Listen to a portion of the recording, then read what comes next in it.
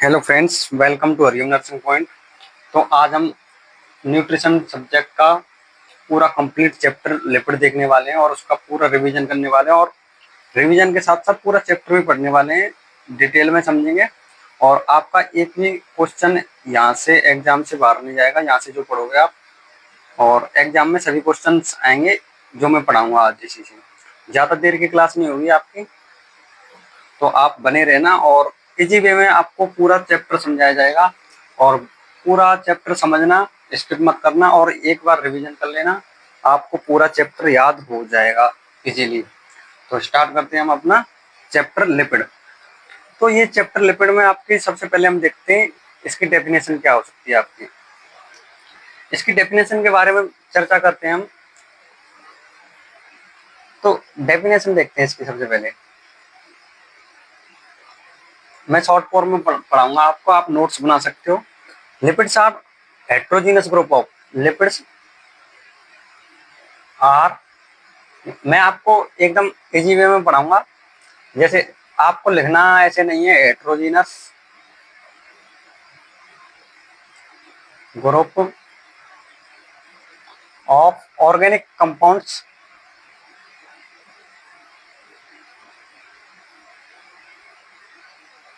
आपको देखना lipids are क्या है, लिपिड्स क्या है, heterogeneous group of organic compound, organic compound के हेट्रोजीनस ग्रुप हैं।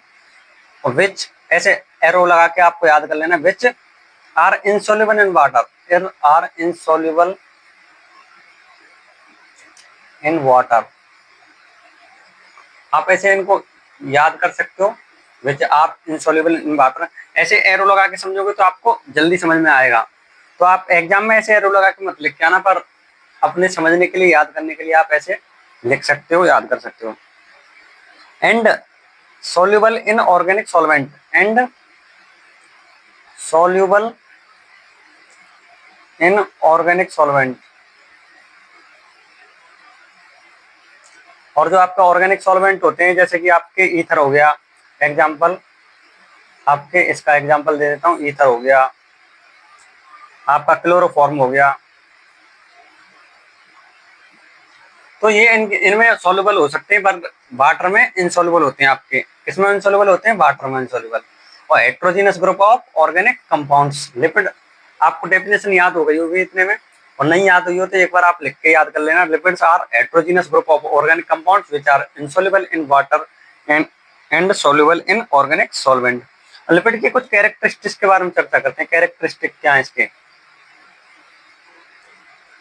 राइटिंग पर इतना ध्यान मत देना, आप समझने पर ध्यान देना।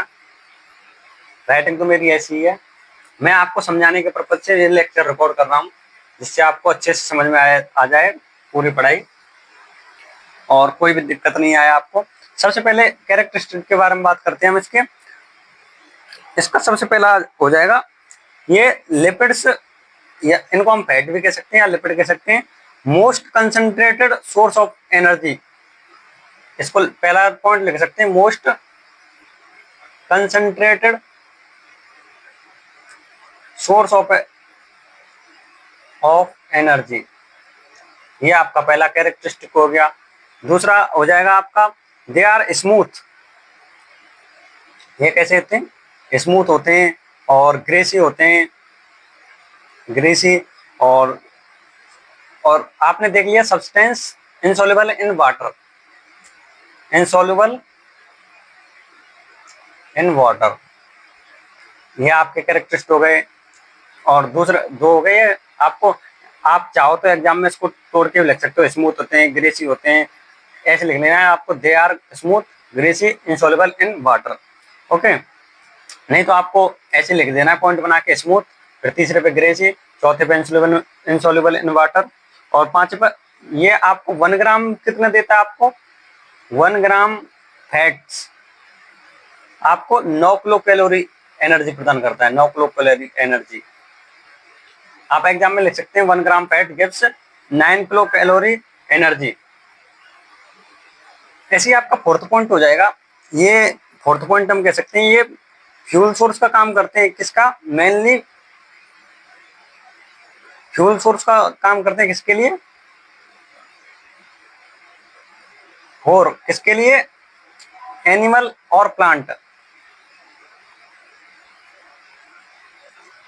एनिमल और प्लांट के लिए फ्यूल सोर्स का काम करते हैं, और in which it is found, in which it is found, जिनमें ये पाए जाते हैं उनमें फ्यूल सोर्स का काम करते हैं। और ये अदर इन नेचुरल फूड्स होते हैं ना, जैसे आपके वेजिटेबल्स हो गए और एनिमल फैट हो गए, नेचुरल फूड में ये क्या होते हैं, अदर सब्सटेंस के साथ एसोसिएटेड होते हैं, मतलब इनके साथ एक और सब्सटेंस जो एसोसिएटेड रहेगा, मतलब जुड़ा रहेगा इनके साथ। इन नेचुरल फूड्स हम लिख सकते हैं इसमें, in natural foods, in natural foods में क्या होता है, it always has other substance,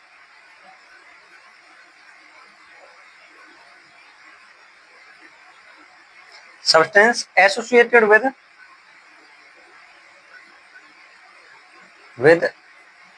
it, इनमें ऑलवेज एक अदर सब्सटेंस होगा जो एसोसिएटेड रहेगा इनके साथ में। तो इनमें एग्जांपल्स की बात करें, आप कौन से एग्जांपल्स हो जाएंगे आपके, इनमें हो जाएगा आपका फैट सोल्युबल विटामिन, आपको पता ही होगा ये एग्जाम में आते हैं क्वेश्चन, फैट सोल्युबल विटामिन कौन कौन से होते हैं, आपको विटामिन चैप्टर भी करवाऊंगा मैं पूरा। फैट सोल्युबल विटामिन जैसे vitamin A, D, E, vitamin E और विटामिन के, ये आपके विटामिन हैं जो फैट सोल्युबल होती हैं। और आपके कुछ एक और एग्जांपल की बात करें हम, स्टोरल एंड एर्जोस्टेरॉल,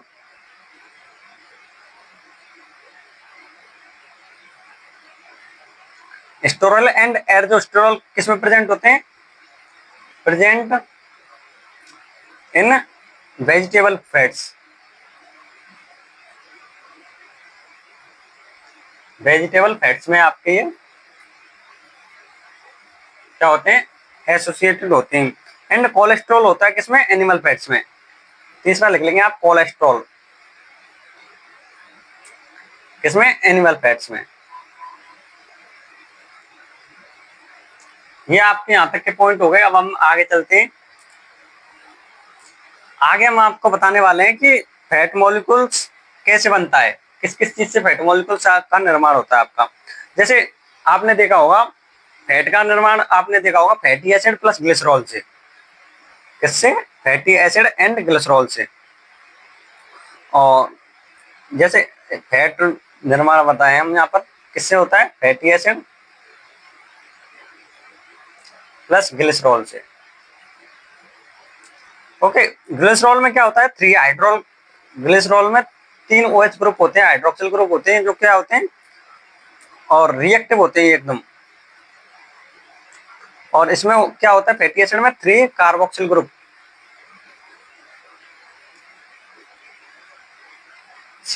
कार्बोक्सिल ग्रुप ये वाले ग्रुप। ओके, तो 3 OH ग्रुप इसमें होते हैं, और इसमें क्या होते हैं, रिएक्टिव 1 कार्बोक्सिलिक, नहीं 3 नहीं होते, इसमें 1 कार्बोक्सिलिक होता है।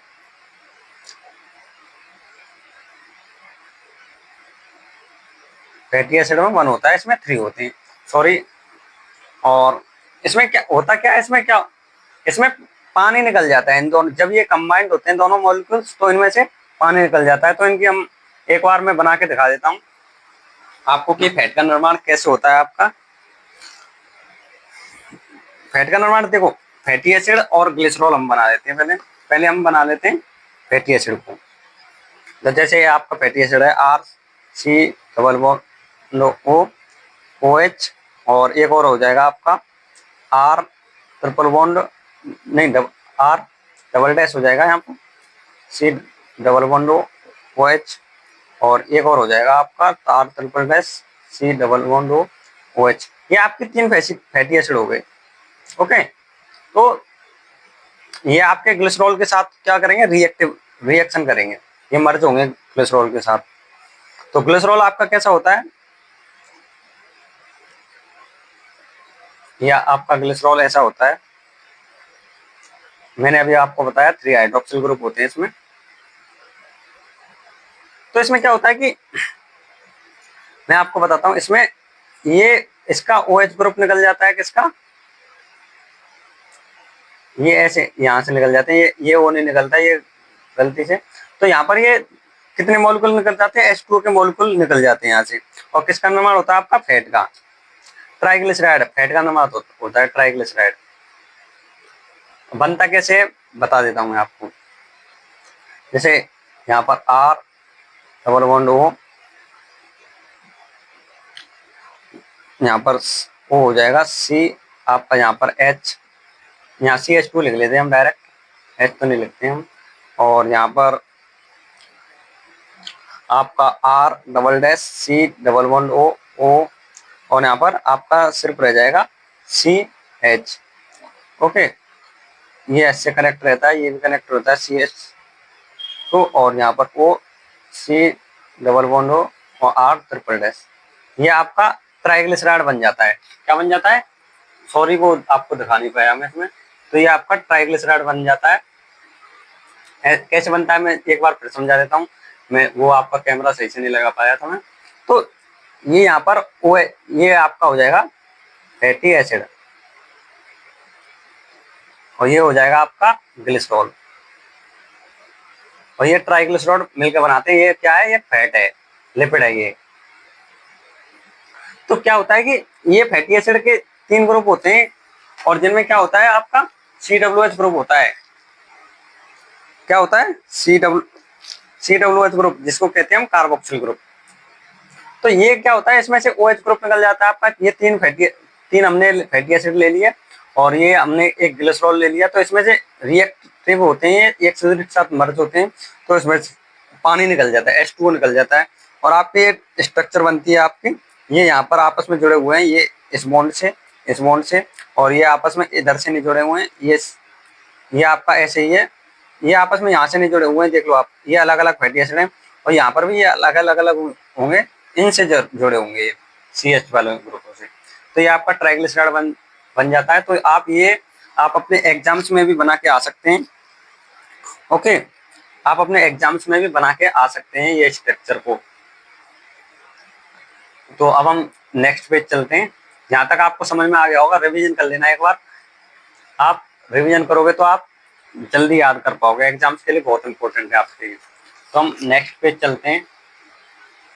तो नेक्स्ट पेज पे हम बात करेंगे किसके बारे में, इन्हीं के बारे में बात करेंगे, कितने फैटी एसिड होते हैं। और अब देखो, नेचुरल फैट्स की बात करें हम, नेचुरल फैट्स की बात करें हम, नेचुरल फैट्स में क्या होता है, डिफरेंट 20 डिफरेंट फैटी एसिड होते हैं। क्या फैटी एसिड, नेचुरल फैट्स की बात कर रहे हैं हम, 20 डिफरेंट फैटी एसिड होते हैं, और जो किसके साथ कनेक्ट होते हैं, ग्लिसरॉल के साथ, होते हैं। किसमें, नेचुरल फैट्स की बात करें हम, तो आप लिख के आ सकते हो एग्जाम में, नेचुरल फैट्स की बात करें तो ब्यूटारिक एसिड एक ऐसा होता है कॉमन फैटी एसिड, जो किसमें पाया जाता है, butyric acid, found in butter.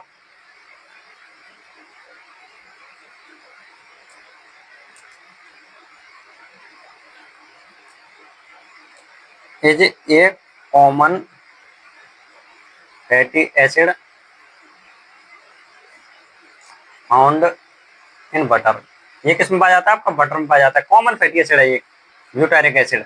तो ये आप याद कर सकते हो, एग्जाम में, आपके एग्जाम इंपॉर्टेंट है एग्जाम की दृष्टि से। और आपका फॉर्मिक एसिड और acetic acid, shortest fatty acid. अब हम बात करें, एक यहाँ पर पॉइंट बना के लिख देते हैं हम, शॉर्टेस्ट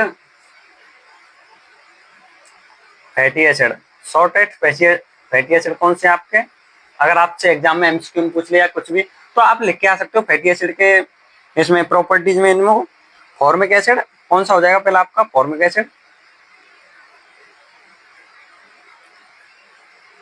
एंड दूसरा आपका हो जाएगा एसिटिक एसिड। ये आपके शॉर्टेस्ट फैटी एसिड हो जाएंगे, कौन से, शॉर्टेस्ट फैटी एसिड HCOOH, और इसमें हो जाएगा आपका CH3COOH। ये आपने केमिस्ट्री में पढ़ रखे होंगे, फॉर्मिक एसिड क्या होता है, एसिटिक एसिड क्या होता है, जब आपने एल्डिहाइड कीटोन चैप्टर पढ़ा होगा, एल्डिहाइड कीटोन कार्बोक्सिल एसिड वाला, तो इसमें आपको बताए गए होंगे। और मैंने आपको बता दिया 3 वाटर मॉलिक्यूल्स रिमूव हो जाते हैं इनके मर्ज होने पर तो क्या निकल बनता है, ट्राइग्लिसराइड बनता है। तो अब हम बात करेंगे क्लासिफिकेशन ऑफ लिपिड्स, क्लासिफिकेशन के पर, क्लासिफिकेशन पर अब हम चलते हैं। क्लासिफिकेशन में क्या होता है इनके में, एक पूरा क्लासिफिकेशन हम बनाते हैं हम यहाँ पर। तो यहाँ से हम यहाँ पर लिख लेते हैं क्लासिफिकेशन ऑफ लिपिड्स, और यहाँ से हम पूरा, आपको दिख रहा है ना, ये यहाँ पर आपको अच्छे से दिखा के बना देता हूँ। और आपके इसके 4 टाइप्स हो जाएंगे, और चारों टाइप्स को हम फिर डिटेल से डिस्कस कर लेंगे। तो सिंपल लिपिड्स हो जाएंगे, कंपाउंड लिपिड्स हो जाएंगे, आपके डेराइव्ड लिपिड्स हो जाएंगे, और आपके स्टेरॉल हो जाएंगे। तो इनके बारे में हम डिस्कस करते हैं अच्छे से। तो आपके यहाँ पर सबसे पहले हो जाएंगे सिंपल लिपिड्स। लिपिड्स नहीं लिखता हूँ उनके पीछे, तो आप समझ जाना लिपिड है ये, कंपाउंड और डेराइव्ड। आप एग्जाम में लिखो तो इनके लिपिड्स लिखना है इनके पीछे, जैसे derived lipids, compound lipids, simple lipids, और इसमें आप स्टेरॉल। तो इसके पीछे आप मत लिखना, स्टेरॉल ही लिख लेना। तो सिंपल लिपिड्स में भी आपके 2 टाइप होते हैं, कौन कौन से, फैट्स और ऑयल्स, फैट्स एंड ऑयल्स। क्या कहते हैं इसमें, फैट्स एंड ऑयल्स। फैट्स में क्या आ जाएगा आपका, बटर, क्रीम, आपको दिख रहा है ना, नहीं दिख रहा है। फैट्स में हो जाएगा आपका बटर, क्रीम, डालडा, वनस्पति, ये सब आ जाते हैं किसमें, इसमें आ जाते हैं आपके फैट्स में। ऑयल्स में कौन कौन से आ जाएंगे, आपने ऑयल्स का नाम ही सुना होगा, सनफ्लावर ऑयल्स, कोकोनट ऑयल्स और कॉर्न ऑयल्स। तो ये आपके इसमें याद कर सकते हैं आप, सनफ्लावर ऑयल्स, ऑयल्स, और तुम्हारा हो जाएगा ग्राउंड नट ऑयल्स, ऑयल्स। आप समझ जाना, मैं राइटिंग ऐसी है थोड़ी मेरी। और इसमें कॉर्न ऑयल्स। तो इतने एग्जांपल्स आप इसमें याद कर सकते हो, लिख के आ सकते हो, इतना कोई नहीं है। तो कंपाउंड लिपिड्स के फर्दर टाइप्स होते हैं आपके, कौन कौन से टाइप्स होते हैं आपके कंपाउंड लिपिड्स के। तो मैं ब्लैक पेन यूज करने सोच रहा हूँ, पर कोई नहीं, मैं इसी से समझा देता हूँ आपको, ब्लू पेन से। इसके कंपाउंड लिपिड्स के भी फर्दर 3 टाइप्स होते हैं, कैसे होते हैं वो भी मैं बता दूंगा। एक होता है आपका फॉस्फोलिपिड्स, और एक होता है आपका ग्लाइकोलिपिड, ग्लाइकोलिपिड, और एक होता है आपका लिपोप्रोटीन। अभी इसमें देखो मैं यही समझा देता हूँ, इसको बाद में क्या डिस्कस करूंगा। यहाँ फॉस्फोलिपिड क्या होता है कि इसमें हम फॉस्फोलिपिड की बात करते हैं, तो इसमें क्या होता है, कंपाउंड लिपिड्स जैसे फैटी एसिड होता है ना, और ग्लिसरॉल, लिपिड्स किससे मिलकर बना होता है, लिपिड्स आपने अभी बात पढ़ाया था, फैटी एसिड प्लस ग्लिसरॉल से क्या बनकर बना होता है, आपका फैट बनता है, लिपिड बनता है। ओके, तो इसमें क्या हो जाएगा, अदर सब्सटेंस के साथ जुड़ा जाए। इसमें कंपाउंड लिपिड्स में क्या हो जाएगा, आपका fatty acid plus glycerol plus other substance हो जाएगा, एक अदर सब्सटेंस। अब वो अदर सब्सटेंस के आधार पर ये 3 पार्ट में विभाजित हो जाता है। इसमें 3 पार्ट में अदर सब्सटेंस के आधार पर, इसमें अगर अदर सब्सटेंस आपका फॉस्फेट, फॉस्फोरस हुआ तो ये आपका फॉस्फोलिपिड हो जाएगा। अगर आपका अदर सब्सटेंस क्या हुआ, कार्बोहाइड्रेट हुआ, कार्बोहाइड्रेट हुआ तो आपके ग्लाइकोलिपिड हो जाएगा। अगर अदर अदर सब्सटेंस आपका प्रोटीन हुआ, क्या हुआ, प्रोटीन हुआ, तो ये आपका लिपोप्रोटीन हो जाएगा। तो ये आपको यहाँ तक समझ में आ गया।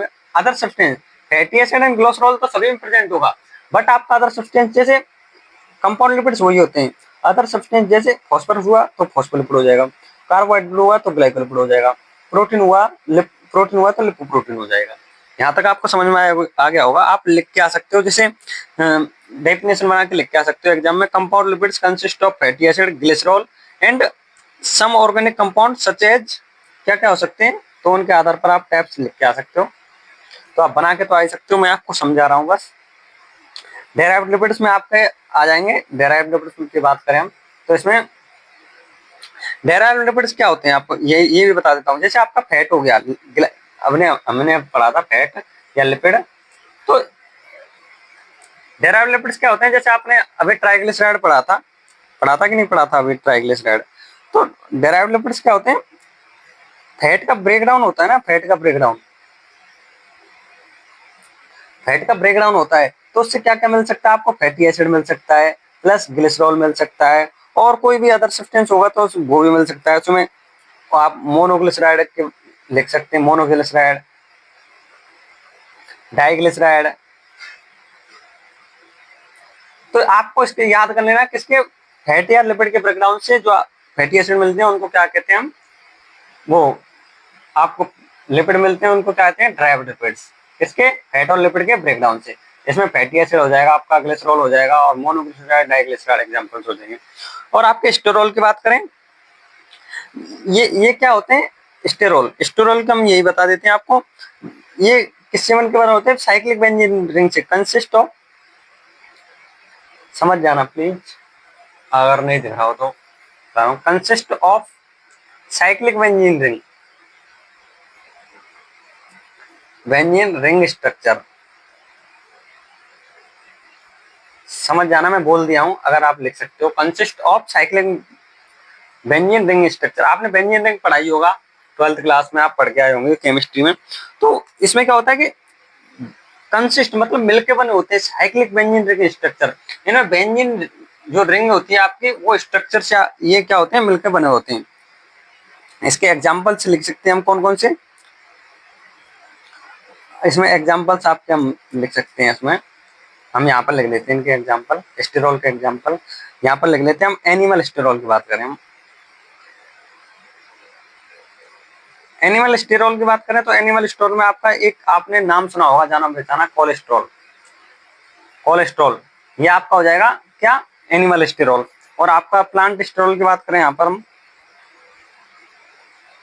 स्टेरॉल दिख रहा है कि नहीं दिख रहा आपको, तो सॉरी वो, तो मैं समझाने में ध्यान चला जाता है मेरे को, तो कैमरा लगाना भूल जाता हूँ। तो चलो एनिमल स्टेरॉल की बात करें और प्लांट स्टेरॉल। तो एनिमल स्टेरॉल में आपने जाना माना नाम सुना होगा, कोलेस्ट्रॉल। और इसमें क्या हो जाएगा आपका, प्लांट स्टेरॉल में आपका हो जाएगा फाइटोस्टेरॉल, स्टेरॉल, फाइटोस्टेरॉल हो जाएगा आपका नाम, माइकोस्टेरॉल हो जाएगा इसमें आपका नाम, और आपका एर्जोस्टेरॉल हो जाएगा नाम, एर्जोस्टेरॉल नाम हो जाएगा। आप इनको याद कर सकते हो, जैसे PEM से याद कर सकते हो, आपने वो पढ़ा हो, प्लांट, पी से प्लांट, प्लांट से फाइटोस्टेरॉल, ई से एर्जोस्टेरॉल, एम से माइकोस्टेरॉल, तो ऐसे याद कर सकते हो आप इसको PEM से।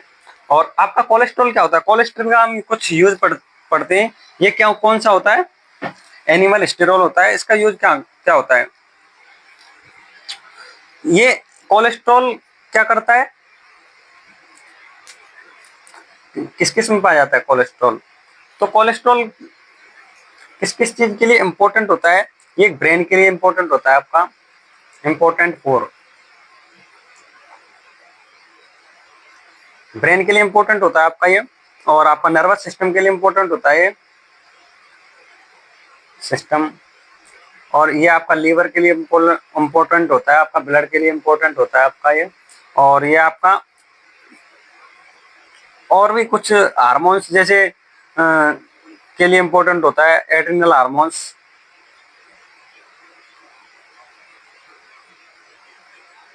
और ये आपका विटामिन डी एंड बाइल के लिए इंपॉर्टेंट होता है, डी एंड बाइल, बाइल कहाँ से सीक्रेट होता है आपका, गॉल ब्लैडर से, तो आप जानते होंगे। तो ये आपके क्लासिफिकेशन हो गया किसका, लिपिड्स का आपका क्लासिफिकेशन हो गया। हमने सभी लिपिड्स के बारे में पढ़ लिया आपका, और सिंपल लिपिड्स के बारे में थोड़ा बताना रह गया, सिंपल लिपिड्स के बारे में थोड़ा बता देता हूँ मैं। सिंपल लिपिड्स क्या होते हैं, मोर देन 90%, 98%, ये आपके खाने में 98% से ज्यादा होते हैं, कितने, 98% से ज्यादा होते हैं। और ये किससे मिलकर बने होते हैं, मैंने आपको बता दिया, जो आपका फैट हमने सबसे पहले डिस्कस किया था ना, फैटी एसिड प्लस ग्लिसरॉल, इससे मिलकर बने होते हैं सिंपल लिपिड, इतना ही है सिंपल लिपिड्स के अंदर बस। तो यहाँ तक हो गया आपका। अब हम बात करेंगे किसकी, फैटी एसिड के बारे में। अब हम फैटी एसिड को हम बहुत देर से चर्चा कर रहे हैं, ग्लिसरॉल, फैटी एसिड, तो अब हम चर्चा करेंगे किसके बारे में, फैटी एसिड के बारे में। और फैटी एसिड के टाइप्स भी देखेंगे। तो चलते हैं, हम स्टार्ट करते हैं हम क्या फैटी एसिड के बारे में पढ़ना। तो यहाँ तक का आपका ये हो गया। अब हम फैटी एसिड के बारे में पढ़ना स्टार्ट करते हैं। फैटी एसिड, फैटी एसिड मेरा समझाने का पर्पज है आपको पूरा, तो आप ये मत कहना कि राइटिंग ऐसी है।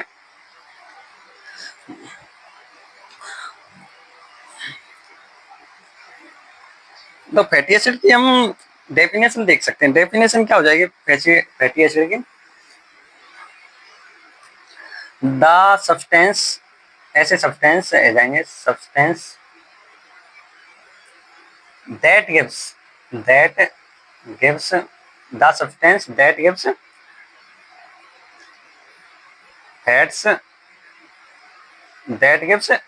Fats different flavours.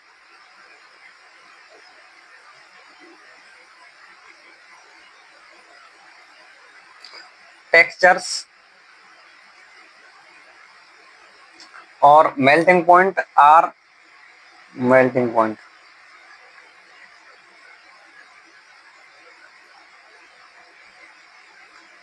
Are known as fatty acid.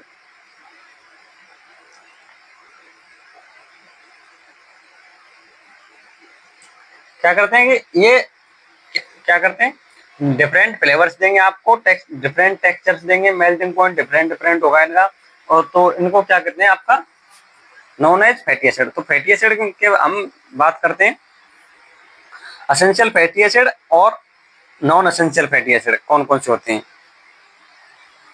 तो हम असेंशियल फैटी एसिड की बात करते हैं, EFA असेंशियल फैटी एसिड हम लिख देते हैं, essential fatty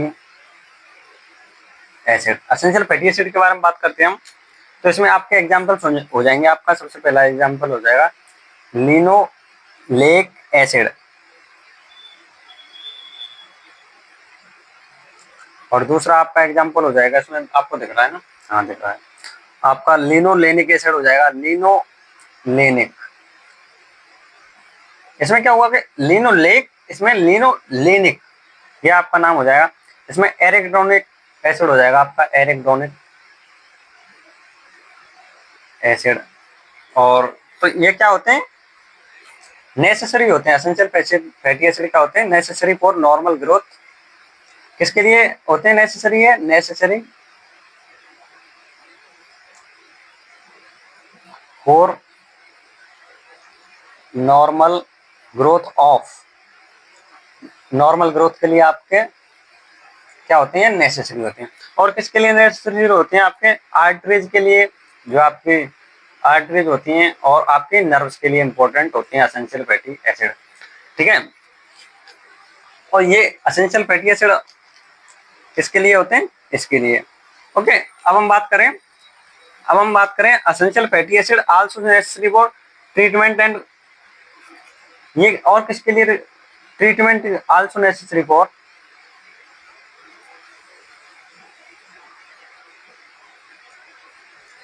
treatment and breakdown of cholesterol.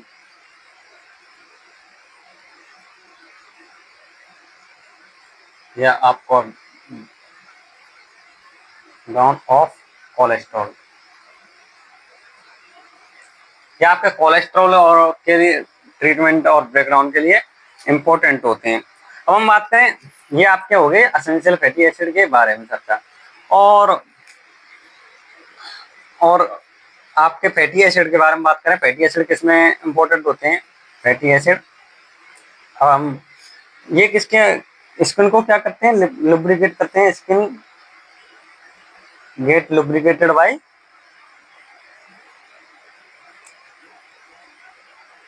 Skin को लुब्रिकेट करते हैं और प्रिवेंट करते हैं ड्राइनेस को प्रिवेंट करते हैं, और आपके स्केलीनेस ऑफ द स्किन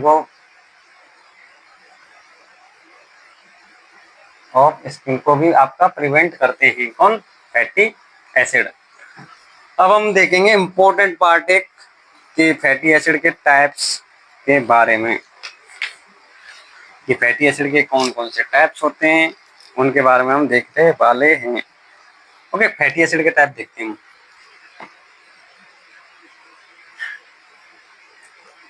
आपने सुना ही होगा, आपने saturated fatty acid, unsaturated fatty acid. तो हम ये लिख लेते हैं, saturated fatty acid and unsaturated fatty acid. यहाँ पे लिख देते हैं हम सैचुरेटेड फैटी एसिड, अनसैचुरेटेड। मैं बोलता जा रहा हूँ, आपको अगर राइटिंग समझ में नहीं आया तो आप अपने आप से लिख सकते हैं अनसैचुरेटेड फैटी एसिड। तो सैचुरेटेड और अनसैचुरेटेड। सैचुरेटेड की बात करते हैं हम, किसकी बात करते हैं हम? सैचुरेटेड फैटी एसिड की बात करते हैं। तो सैचुरेटेड फैटी एसिड क्या हो जाएंगे? ये क्या होते हैं कि रूम टेम्परेचर पर क्या होते हैं? सॉलिड। यूजुअली क्या होते हैं? Solid at room temperature.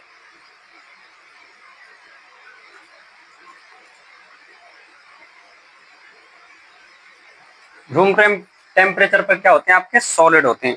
और अनसैचुरेटेड कैसे होते हैं? लिक्विड होते हैं। Liquid at room temperature, room temperature, ये आप लिख लेना, मैंने आरटी करके लिख दिया है, जगह कम थी इसलिए। लिक्विड एट रूम टेम्परेचर और सॉलिड एट रूम टेम्परेचर। और ये होते हैं saturated fatty acid derived from, किससे डेराइव्ड होते हैं आपके? डेराइव्ड मतलब किससे मिलते हैं हमने? डेराइव्ड फ्रॉम किससे मिलते हैं आपके? एनिमल्स सोर्स से। और ये आपके डेराइव्ड फ्रॉम कहां से होते हैं? प्लांट सेल्स, प्लांट सोर्स से। आप याद कर सकते हो, प्लांट सोर्स से कौन से मिलते हैं आपके? Unsaturated fatty acid. Saturated fatty acid कहां से मिलते हैं आपके? एनिमल सोर्स से। एक्सेप्ट कौन सा? Coconut oil. कोकोनट ऑयल जो आपका एनिमल सोर्स से नहीं मिलता है और लिक्विड होता है किस पे? रूम टेम्परेचर पर भी। ओके, ये आपका एक्सेप्शन हो जाएगा इसमें। तो इसमें आप एग्जांपल्स की बात करें तो आप एग्जांपल्स हो जाएंगे अपने, पाल्मिटिक एसिड हो जाएगा इसमें एग्जांपल। और आपका हो जाएगा इसमें एग्जांपल्स, कौन सा एग्जांपल हो जाएगा? Stearic acid, palmitic acid and stearic acid आपका एग्जांपल्स हो जाएगा इसमें। और आपका इसमें बात करें अनसैचुरेटेड फैटी एसिड की बात करें तो इसमें आपका एग्जांपल्स हो जाएंगे, दो प्रकार के होते हैं। पहले तो ये आप इसमें बात कर सकते हैं अनसैचुरेटेड फैटी एसिड में, आपने सुना होगा, आपने नहीं सुना होगा अगर नहीं पढ़ी होगी तो, मोनो अनसैचुरेटेड फैटी एसिड और आपके पॉली अनसैचुरेटेड आप लिख सकते हैं यहाँ पर। इनको कहते हैं हम पूफाज, इनको कहते हैं हम मूफाज। इनमें क्या डिफरेंट होता है? इनमें क्या होता है? सिंगल, हाँ, और आप इसमें ये एक बात और लिख सकते हैं, सैचुरेटेड फैटी एसिड में सिंगल बॉन्ड होता है, डबल बॉन्ड आपका एब्सेंट होता है, और इनमें डबल बॉन्ड प्रेजेंट होता है, ये आप लिख सकते हैं। तो इसमें सिंगल डबल बॉन्ड होगा, सिंगल डबल बॉन्ड, और इसमें more than two double bond, two भी हो सकते हैं, two and more than two double bond, इसमें पॉलीअनसैचुरेटेड फैटी एसिड में, पूफाज में। और इसके एग्जांपल्स हो जाएंगे आपके, एग्जांपल्स किसके? इसमें ओलिक एसिड हो जाएगा एग्जांपल, आपको ओलिक एसिड, ये डी मत समझना, इसको ओलिक एसिड है ये। और एक हो जाएगा आपका मस्टर्ड ऑयल एग्जांपल हो जाएगा इसमें आपका। और इसमें आपका ग्राउंड नट ऑयल भी एग्जांपल हो जाएगा इसमें। और इसमें आपके एग्जांपल्स हो जाएंगे आपके nuts and vegetables, nuts and vegetables, nuts and vegetables, और लिनोलेक एसिड, लिनोलेक एसिड, और लिनोलेनिक भी हो जाएगा इसमें, लिनोलेनिक एसिड, और इसमें आपका एरिकडोनिक एसिड भी हो जाएगा, एरिकडोनिक एसिड, तो एरिकडोनिक एसिड भी हो जाएगा इसमें। अब हम आपको एक बात और बता देते हैं कि इनके बारे में एक एक बात और बता देते हैं आपको। जैसे आपके सैचुरेटेड फैटी एसिड होते हैं, पाल्मिटिक एसिड, ऑस्टेरिक एसिड, और ये वो जो होते हैं आपके किसमें पाए जाते हैं, एनिमल सोर्स में। जैसे कि आपका एनिमल सोर्स क्या क्या हो गए आपके, जैसे आपका हम बात कर सकते हैं बीफ, क्रीम, बटर, ऐसे चीजों में आपके ये पाए जाते हैं। बट क्या होता है कि ये हमारे लिमिट होते हैं हमारे डेली। सैचुरेटेड फैटी एसिड के पॉइंट लिखते हैं हम यहाँ पर, लिमिट होते हैं हमारे डेली यूज में, लिमिटेड, लिमिटेड डेली यूज, क्या होते हैं, लिमिटेड डेली यूज होते हैं इनका हमारे। ओके, लिमिटेड डेली यूज होता है, और को हमारे इन शरीर में इनकी लगभग 10 to 15% कैलोरी की आवश्यकता होती है इनसे। डेली की बात करें हम, 10 to 15% energy, 10 to 15% energy required होती है इनसे, और ज्यादा नहीं होती है। ओके, और इनसे बेहतर है unsaturated fatty acid. Unsaturated fatty acid होते हैं, तो ये आपका अनसैचुरेटेड फैटी एसिड हो जाएगा।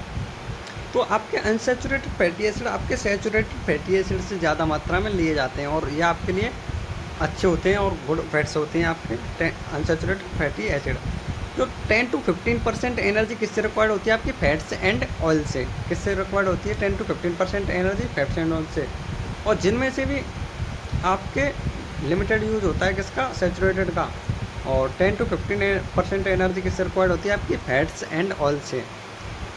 और उनमें से भी 10 to 15% में से आपका कितना मोस्ट अनसैचुरेटेड फैटी एसिड की ज़रूरत पड़ती है, किसकी, अनसैचुरेटेड फैटी एसिड, जो आपके लिए गुड फैट्स होते हैं। और लिमिटेड यूज होता है किसका, आपका सैचुरेटेड फैटी एसिड का। ओके, तो यहाँ तक आपको समझ में आ गया होगा। अब हम बात करेंगे किसके बारे में, अनसैचुरेटेड फैटी एसिड के बारे में। तो इनको क्या कहा जाता है, गुड फैट्स भी कहा जाता है। इनको क्या कहा जाता है, गुड फैट्स। इनको गुड फैट्स भी कहते हैं। और ये आपके नोट्स समझने के लिए है, प्लीज़ समझ लेना इन नोट्स को, और एग्ज़ाम में आप परफॉर्म कर सकते हो। और अगर आपको ये नोट्स बुक के फॉर्म में चाहिए प्रॉपर, तो आप मेरे को कमेंट कर देना कि सर ये बुक के फॉर्म में कम आप हमको चाहिए, तो आप हमको प्रोवाइड कर दो। तो मैं आपको बता दूंगा कि आपको कहाँ मिलेंगे ये नोट्स, मैं आपको कहाँ पर प्रोवाइड करूँगा। तो आप ज़रूर कमेंट कर देना अगर आपको नोट्स चाहिए हो तो। ओके, और कोई भी प्रॉब्लम हो आप कमेंट कर सकते हो, और कुछ भी इम्प्रूव करना है, और आपका सेकंड पार्ट आएगा, थोड़ी आप प्लेलिस्ट जाके चेक कर सकते हो। तो ये आपके अनसैचुरेटेड फैटी एसिड होते हैं, जो गुड फैट्स होते हैं, जो क्या करते हैं, आपके प्रिवेंट करते हैं किसको, कार्डियोवैस्कुलर डिजीज़ को। ये किसको प्रिवेंट करते हैं, आपके कार्डियोवैस्कुलर डिजीज़ को प्रिवेंट करते हैं। Okay, cardiovascular disease. और ये प्रिवेंट करते हैं आपके हार्ट डिजीज़ को, किसको, हार्ट डिजीज़ को। एंड किसको प्रिवेंट करते हैं, हार्ट स्ट्रोक को। किसको प्रिवेंट करते हैं, हार्ट स्ट्रोक को। तो ये किस किस को प्रिवेंट करते हैं, कार्डियोवैस्कुलर डिजीज़ को, हार्ट डिजीज़ को, एंड हार्ट स्ट्रोक को आपका ये प्रिवेंट करते हैं अनसैचुरेटेड फैटी एसिड। तो अब हम बात करेंगे किसके, डाइजेशन एंड एब्जॉर्प्शन के बारे में, फैट्स के। तो हम डाइजेशन एंड फैट्स के बारे में करेंगे। तो डाइजेशन ऑफ फैट्स, तो हम डाइजेशन हेडिंग डाल लेते हैं यहाँ पर, डाइजेशन। अब थोड़ा सा पानी पी लेते हैं हम, अभी हम बताते हैं आपको।